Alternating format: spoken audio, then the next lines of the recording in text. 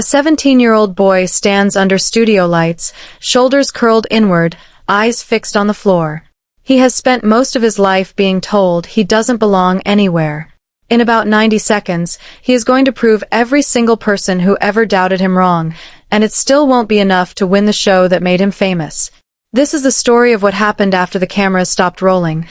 The record deal, the breakup nobody saw coming, the diagnosis that rewrote his entire self-understanding, and the quiet, deliberate rebuilding of a life. This is what really happened to Jonathan Antoine. In the spring of 2012, a classical crossover duo calling themselves Jonathan and Charlotte walked onto the Britain's Got Talent stage. Jonathan Antoine was 17. His singing partner, Charlotte Giaconelli, was 16. Neither looked like a typical talent show contender, and the judging panel's body language made that painfully obvious before either of them had sung a note. Simon Cowell's now infamous half-muttered line about the act being another disappointment was caught by the microphones and broadcast to millions. Then Jonathan opened his mouth. The pair launched into the prayer, and Jonathan's tenor voice, full, controlled, and startlingly mature for a teenager who had never performed on television before, silenced the studio. Cowell would later compare him to Luciano Pavarotti, one of the most celebrated tenors in operatic history. It wasn't hyperbole for the cameras. Clips of the performance spread across the internet within hours and have since been viewed well over 100 million times online, making it one of the most watched talent show auditions of all time. What most retrospectives leave out is what happened next in the competition itself. The duo advanced through the live rounds, performing Caruso in the semi-final and returning to the prayer for the final. Both performances earned standing ovations. By every measure of audience reaction, they were the show's emotional centerpiece that series. But Britain's Got Talent is a public vote, and the public didn't send them to victory. Ashley Butler and her dog Pudsey, a dance act built around a border collie in a hoodie, won the 2012 series instead. It's easy, looking back, to treat that loss as a punchline. Jonathan didn't. He has spoken since about how deflating the moment was, describing the physical sensation of disappointment rather than a public breakdown. He held himself together on stage and let the loss sink in afterward, out of view. Losing the final turned out to be almost irrelevant commercially.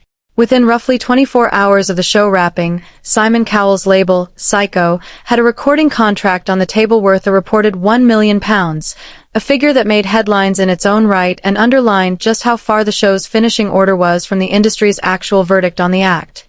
Their debut album, Together, arrived in the autumn of 2012 and performed strongly, landing in the UK top 5 and selling several 100,000 copies. A follow-up, Perhaps Love, came out roughly a year later, broadening their sound with contemporary covers alongside the classical material. It's worth noting, in hindsight, that the second record already contains solo tracks for each of them, a small but telling sign of where their individual ambitions were heading. Because that is ultimately what ended the partnership. In February 2014, Jonathan and Charlotte announced they were going their separate ways, each accepting solo deals with Sony Classical. The public framing at the time was amicable, and years later Jonathan gave a more textured account of the decision, explaining that neither of them had ever really seen themselves as a permanent ensemble act, that the partnership had been the right vehicle to get him in front of an audience, but that once he'd built enough confidence and self-understanding as a performer, pursuing a solo path became the natural next step rather than a rejection of what they'd built together. The two drifted apart in the years that followed. Jonathan has acknowledged in interviews that they don't speak often, attributing it partly to the simple logistics of two touring musicians with divergent careers rather than any lingering conflict. Persistent rumors that the pair had been a couple were denied by both of them. Jonathan has described Charlotte in explicitly familial terms, more sister than partner. Charlotte went on to build a career in musical theater, appearing in West End productions, while Jonathan turned fully toward the classical solo career the show had launched him into. To understand why that BGT audition mattered so much, you have to go back further than 2012. Jonathan Frederick Antoine was born on January 13, 1995, in Hainaut, in Essex, to a police inspector father and a mother who kept the household running. According to his own accounts, the bullying started early. By the time he was 4 years old, he was already being singled out, and it continued through much of his childhood. He has been candid that food and music became the two places he retreated to for comfort during those years, which is part of why his relationship with his body and his relationship with performing have always been tangled together. At West Hatch High School in Chigwell, a vocal coach named Jenny Ewington heard something in him that nobody else seemed to notice. Under her guidance, he worked through classical repertoire, pieces like Where is Love from Oliver, and the Latin hymn Panis Angelicus, and by his early teens his voice had developed to the point where he auditioned for all 4 of London's major music conservatories and was accepted at every single one. He chose the junior program at the Royal Academy of Music. At 15, he won Young Musician of the Year honours at the Stratford and East London Music Festival with a rendition of Bring Him Home from Les Miserables, and the following year he performed Ave Maria at the Royal Festival Hall. By the time he stood on the BGT stage at 17, he wasn't an untrained novelty act. He was a classically trained tenor who had simply never been given a stage that large before. If there was any doubt about whether Jonathan could carry a career without Charlotte, his debut solo album answered it.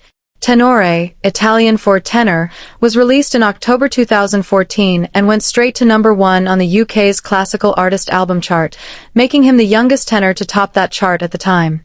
It also cracked the mainstream pop top 15, a rare crossover for a purely classical release. The recognition kept compounding. Placido Domingo, one of opera's most celebrated living tenors, personally invited Jonathan to appear as his guest at the 2014 iTunes Festival, the kind of endorsement that doesn't get handed out lightly in the classical world. That same year, Jonathan performed at Muhammad Ali's celebrity fight night events across several U.S. states, building an American audience alongside his UK base. His second solo record, Believe, followed in 2016, blending operatic arias with more contemporary material, including a version of Leonard Cohen's Hallelujah. Jonathan has said the album was partly inspired by a relationship with a Canadian woman he'd met online, though that relationship later ended. In 2020, Jonathan released Going the Distance, a concept album recorded with the Royal Philharmonic Orchestra and filmed in Toronto, which became his first U.S. television special and aired on PBS. The special included his first ever recorded performance of Nessun Dorma, the Puccini aria widely considered one of the most technically demanding pieces in the tenor repertoire, a clear marker of how far his instrument had developed since his teenage years. Through it all, Jonathan built his career on his own terms, eventually releasing music through Antoine Multimedia, a label he founded himself in 2016, giving him more control over his output than a major label contract typically allows.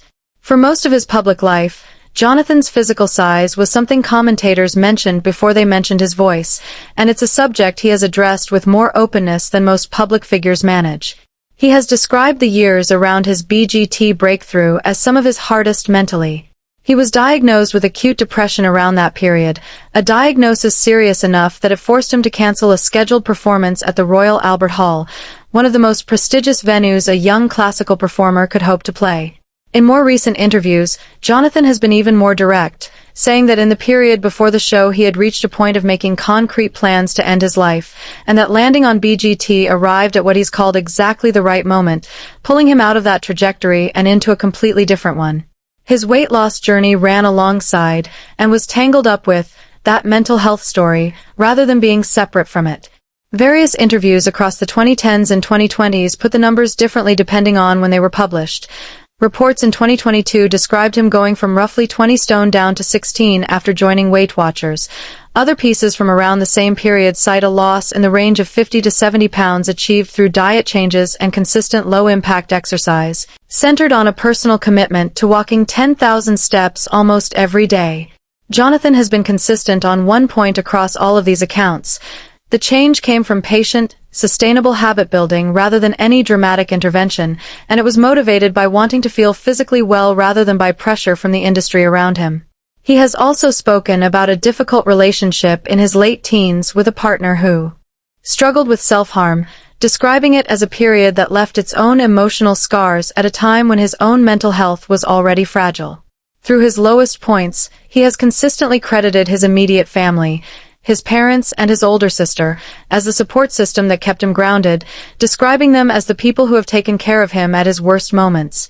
In 2022, Not long after his 27th birthday, Jonathan received an autism diagnosis. He has said his mother had suspected it for years, but that other opinions had steered the family away from formally pursuing it earlier. He kept the diagnosis largely private for a couple of years before speaking about it publicly around 2024 and 2025, explaining that he wanted time to process what he's called the recontextualization of an entire life already lived before opening it up to public conversation. Once he did go public, he framed the diagnosis not as an excuse for past struggles but as an explanation, a distinction he has returned to repeatedly, describing his own approach as explanations, not excuses. Understanding that his brain simply processes the world differently helped him make retroactive sense of things that had confused him for years. The intensity of his early relationship to music, the difficulty of certain social situations, the sense of being slightly out of step with people around him even during his most publicly successful moments. He has said he was partly inspired to speak publicly by other musicians who had opened up about their own conditions, citing singer Lewis Capaldi's public disclosure of his Tourette syndrome as an example that gave him confidence to do the same. He has also been open that his depression didn't disappear once he understood its context better. He has described remaining on medication and treating his mental health as an ongoing, managed condition rather than something that resolves permanently, a more grounded picture than the tidy, overcame-it narrative that tabloid coverage sometimes prefers. As of early 2026, Jonathan Antoine is well into what he has called a new chapter of his career. In January 2026 he released All of Me, a reworking of the John Legend ballad that blends his classical training with a more contemporary vocal style, serving as the lead single from a new album, Speaking to You, released in late March 2026 on his own label. The record includes reinterpretations like Sound of Silence, alongside new original material, and Jonathan has described the sound as a further experiment beyond his earlier, more strictly classical releases. He remains based in Essex, not far from where he grew up, and has spoken about the region as a genuine anchor for him despite years of international touring. He continues to advocate publicly for mental health awareness and, more recently, for autism understanding and acceptance, treating his own story as a tool to help other people, including parents recognizing similar traits in their own children, feel less alone in navigating a late diagnosis. Jonathan's relationship with Charlotte Giaconelli remains distant but not hostile. The two built entirely separate careers and rarely cross paths professionally anymore. His personal relationships since his BGT years have largely stayed out of the public eye by his own choice. What has stayed constant is the voice that started it all, a voice that, according to Jonathan himself, has reportedly reached people at some of the most extreme moments of their lives, from weddings to hospital bedsides. It would be easy to tell this story as a straightforward redemption arc. Bullied kid finds his voice, becomes a star, loses a competition but wins everything that mattered anyway. The real version is messier and, honestly, more useful than that. Jonathan Antoine's story includes a talent show loss that turned into a bigger opportunity, a partnership that ended not in betrayal but in two people simply wanting different things, a mental health crisis serious enough to threaten his life, and a diagnosis in his late 20s that forced him to rewrite his understanding of himself from the ground up. None of that fits neatly into a highlight reel. But it's a far more honest picture of what it actually looks like to survive a life-altering piece of fame at 17 and still be standing, and still creating, more than a decade later. Contemporaneous UK press coverage of the 2012 Britain's Got Talent series and its aftermath, Jonathan Antoine's own public interviews and social media statements, including a 2026 feature interview covering his autism diagnosis and mental health history, coverage of his 2014 to 2020 solo album releases, and multiple lifestyle press profiles of his weight loss journey published between 2022 and 2024. Figures that varied between sources, e.g., exact pounds lost, are presented with appropriate ranges rather than false precision.